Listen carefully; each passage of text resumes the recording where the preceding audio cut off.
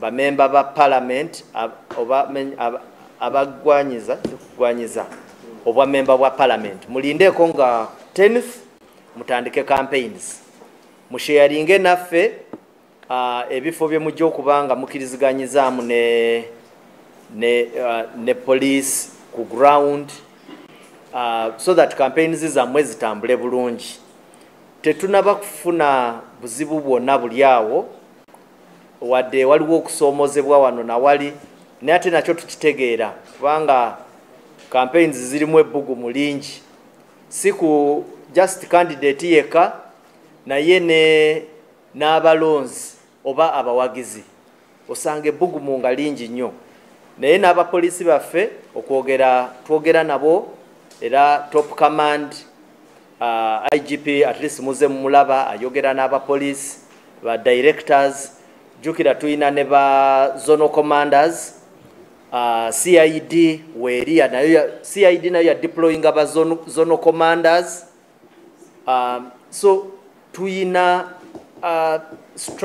structure nene gezaako nnyo okulaba wabeerawo omusango gwonna mweyambise structures ezo zonna ze tutaddewo bambega baffe abali ku ground CID mugezeeko nnyo okubatuukirira musanga waliwo emisango egimenyeddwa ba commanders oyinza obutakiriziganya na DPC naye kyova waliwo RPC ate na RPC naye bw'oba kale tokiriziganya naye kyova bateekawo IGP yateekawo zonal commanders ate nabo twabanjula ne tubabawa amanya so tusuubira nti bw'ofuna challenge yonna obatuukirira kifo ky'okutwalira amateeka mu mikono.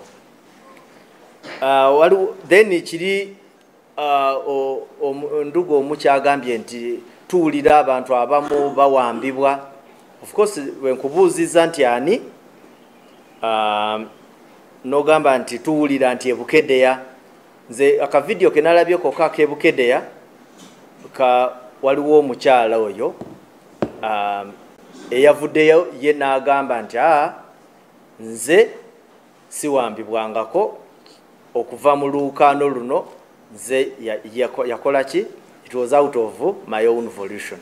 Naye ate kyetusinga ebyo nga tetubigenze namu ezo details tetwetaaga nazigendamu. Omuntu yenna bw'obanga owulira toyina kumalwa ku ngeri process gyebe ekwatiddwamu kozesa amateeka